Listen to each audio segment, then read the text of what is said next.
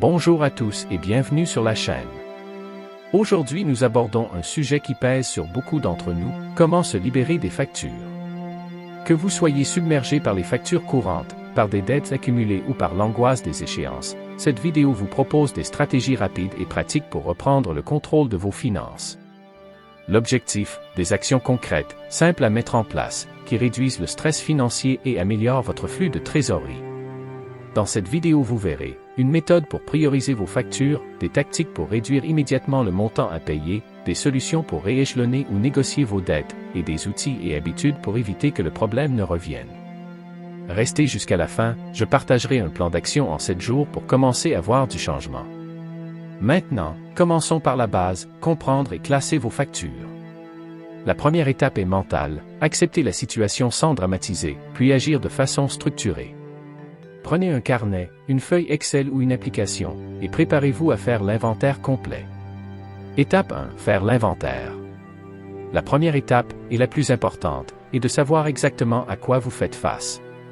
Sans une vue claire, il est impossible de prioriser efficacement.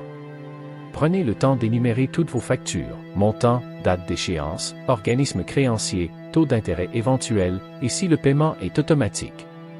Notez aussi les pénalités de retard et les conséquences possibles, coupures, mise en demeure, frais supplémentaires.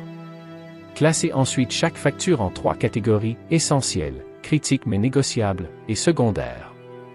Les essentiels comprennent le logement, l'énergie, l'eau, la nourriture, les assurances santé et les frais de transport nécessaires pour travailler. Les factures critiques mais négociables incluent crédit à la consommation, certains impôts et gros abonnements. Les secondaires sont les abonnements non essentiels, achats récréatifs et services optionnels. Cette classification vous donnera une cartographie claire de vos priorités. Une fois la liste faite, calculez le total des montants du ce mois-ci et comparez-le au cash disponible et à vos revenus attendus. Cela vous donnera un ordre d'action clair pour le mois. Étape 2. Prioriser et protéger l'essentiel. Maintenant que vous avez listé et classé, protégez l'essentiel. Assurez-vous que le loyer ou les mensualités de prêts immobiliers, l'énergie, l'eau et la nourriture soient couverts en priorité. Si votre budget est serré, planifiez et bloquez immédiatement ces paiements, mettez en place des virements automatiques ou des prélèvements programmés pour éviter d'oublier. Si votre salaire ne suffit pas à tout couvrir, découpez le mois en segments de paiement, payez d'abord les postes vitaux. Contactez votre propriétaire, fournisseur d'énergie ou assurance dès que vous prévoyez un retard. La plupart préfèrent un plan d'appurement plutôt que d'engager des procédures. Demandez des options de paiement échelonnées ou temporaires. Pour la nourriture, employez des méthodes simples, liste de courses strictes, menu hebdomadaire, achat en gros pour les produits non périssables, et diminution des repas à l'extérieur. Pour les transports, favorisez le covoiturage, transport en commun ou réduisez les trajets non essentiels. Ces ajustements rapides libèrent immédiatement de la trésorerie et réduisent le stress à court terme. Étape 3. Réduire le montant des factures. Il existe des leviers rapides pour diminuer vos factures mensuelles. Commencez par les abonnements, faites le tri dans vos services de streaming, forfaits téléphoniques, box internet et applications payantes. Annulez ce que vous n'utilisez pas ou passez à une formule moins chère. Pensez aussi aux offres groupées qui peuvent réduire le coût global. Ensuite, négociez vos contrats, appelez votre opérateur internet, fournisseur d'électricité et compagnie d'assurance. Indiquez poliment que vous comparez les offres concurrentes. Souvent, le service client propose une remise ou une offre promotionnelle pour vous retenir. Pour les assurances, faites jouer la concurrence régulièrement, un changement annuel peut diminuer considérablement la prime. Réduisez votre consommation d'énergie, baissez le chauffage de 1-2 degrés C, améliorez l'isolation des portes et fenêtres, privilégiez les ampoules LED et coupez les appareils en veille. Vérifiez les tarifs d'électricité et changez de fournisseur si nécessaire, le gain peut être significatif. Pour les crédits à la consommation, évaluez les possibilités de regroupement ou réaménagement. Un rachat de crédit peut réduire la mensualité en allongeant la durée, mais comparez le coût total des intérêts avant de décider. Utiliser un comparateur ou consulter un courtier peut vous ouvrir des options auxquelles vous n'auriez pas pensé. Étape 4. Négocier et échelonner les dettes. Quand les dettes s'accumulent, l'erreur fréquente est d'ignorer les créanciers. Au lieu de cela, prenez l'initiative. Contactez chaque créancier, expliquez brièvement votre situation et proposez un montant réaliste que vous pouvez payer chaque mois. Les créanciers préfèrent souvent un paiement régulier plutôt qu'un dossier contentieux. Pour les banques, demandez des options comme la modulation des mensualités, un report partiel ou un remboursement in fine si votre banque le propose. Envisagez un rachat de crédit si cela réduit significativement la mensualité, mais vérifiez systématiquement le coût total sur la durée et les frais associés. Si vous êtes en situation de surendettement, renseignez-vous sur les dispositifs légaux existants, par exemple la commission de surendettement en France, ils permettent parfois un rééchelonnement, une suspension des intérêts ou, dans des cas précis, un effacement partiel. Contactez aussi des associations d'aide, ADIE, associations de consommateurs, services sociaux municipaux, qui offrent souvent un accompagnement gratuit et peuvent intervenir auprès des créanciers. Obtenez toujours les accords par écrit, notez les interlocuteurs, dates et engagements pris. Étape 5. Trouvez des revenus complémentaires rapides. Augmenter vos revenus peut être la solution la plus rapide pour désengorger votre budget. Identifiez des sources de revenus complémentaires faciles et rapides à mettre en œuvre, vendre des objets inutilisés sur des plateformes entre particuliers, accepter des missions ponctuelles, livraison, petit bricolage, jardinage, proposer des services basés sur vos compétences, cours particuliers, rédaction, graphisme, traduction. Les microservices en ligne permettent souvent de trouver des missions en quelques jours.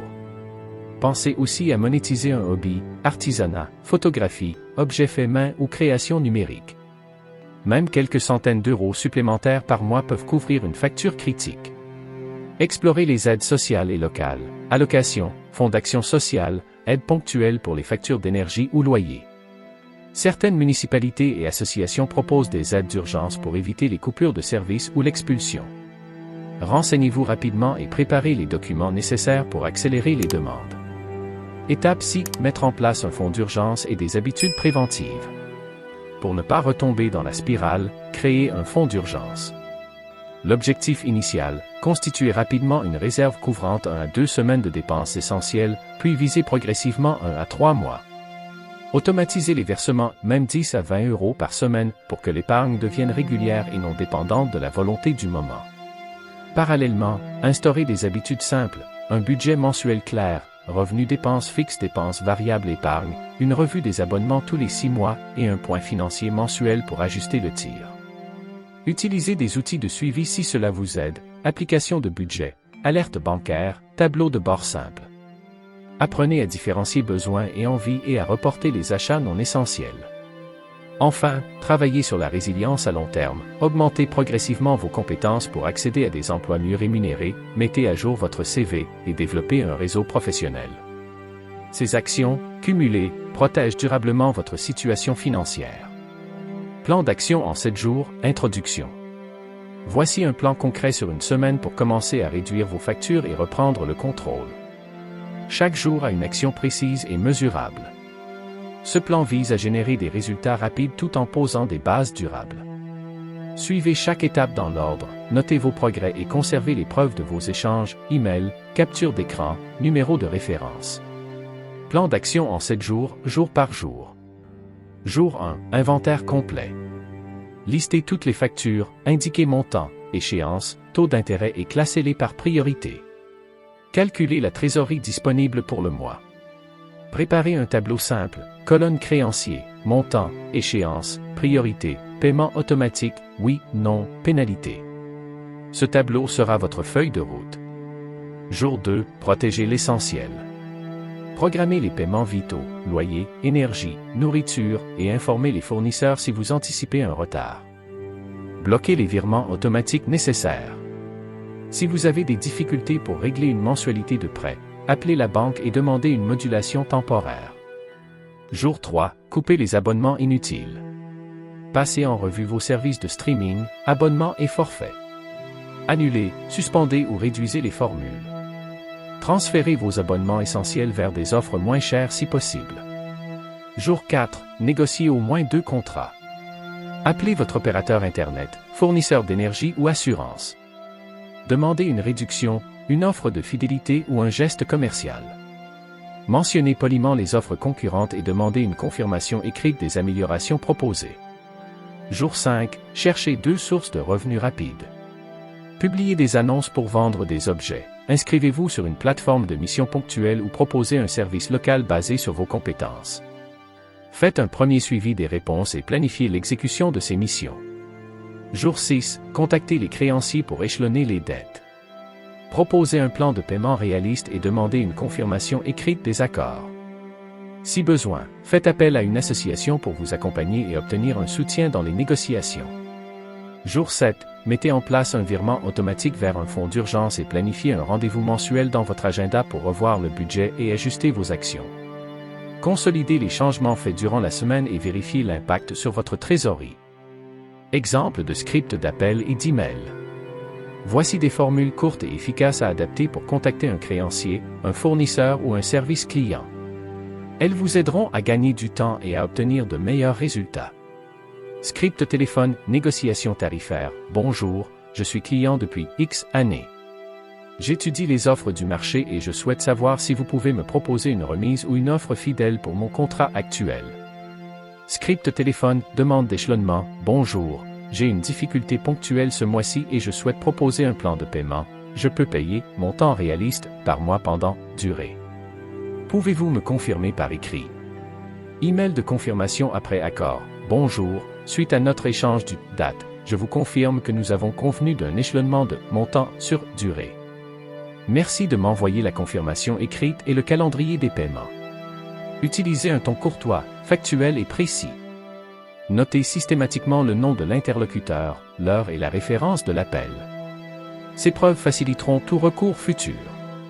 Conseils pour garder la motivation et suivre les progrès. Se libérer des factures est un parcours qui demande de la persévérance. Pour rester motivé, fixez des objectifs hebdomadaires et célébrer les petites victoires, un abonnement annulé, une négociation réussie, une vente réalisée. Tenez un journal financier, notez chaque action, le résultat et le bénéfice obtenu. Programmez des rappels pour vos échéances et créez des alertes de solde minimum sur votre compte pour éviter les découverts. Partagez vos progrès avec une personne de confiance pour garder le cap. Enfin, n'hésitez pas à vous informer régulièrement, lire des articles pratiques, suivre des podcasts financiers ou assister à des ateliers locaux. L'éducation financière est un levier puissant pour prendre des décisions éclairées. Erreurs à éviter. Voici les erreurs courantes qui peuvent freiner vos efforts et comment les éviter. 1. Ignorer les créanciers. Appeler tôt et proposer un plan est toujours mieux que de laisser les choses s'enliser. 2. Acceptation d'offres trop coûteuses. Avant d'accepter un rachat de crédit, calculez le coût total des intérêts et des frais. 3. Ne pas documenter les accords. Exigez des confirmations écrites. 4. Coupez les dépenses importantes sans alternative. Réduisez intelligemment, sans mettre en péril vos revenus ou votre santé. 5. Remettre à plus tard l'épargne. Même une petite épargne régulière protège à terme. En évitant ces pièges, vos actions auront un impact durable. Conclusion détaillée. Se libérer des factures exige une stratégie combinant immédiat et durable, inventaire précis, priorisation, réduction des dépenses, négociation, recherche de revenus complémentaires et création d'un fonds d'urgence. Les actions proposées sont simples, mais nécessitent de la discipline, un suivi régulier, des engagements écrits et une attitude proactive face aux créanciers. En appliquant le plan d'action en 7 jours et en consolidant les habitudes présentées, vous poserez des bases solides pour diminuer le stress financier et améliorer votre liberté. La progression peut être rapide si vous agissez de manière organisée et systématique. Commencez aujourd'hui, suivez chaque étape, conservez les preuves de vos démarches et adaptez les solutions à votre situation personnelle. Avec de la constance, les factures cesseront d'être une menace et redeviendront une gestion ordinaire et maîtrisée.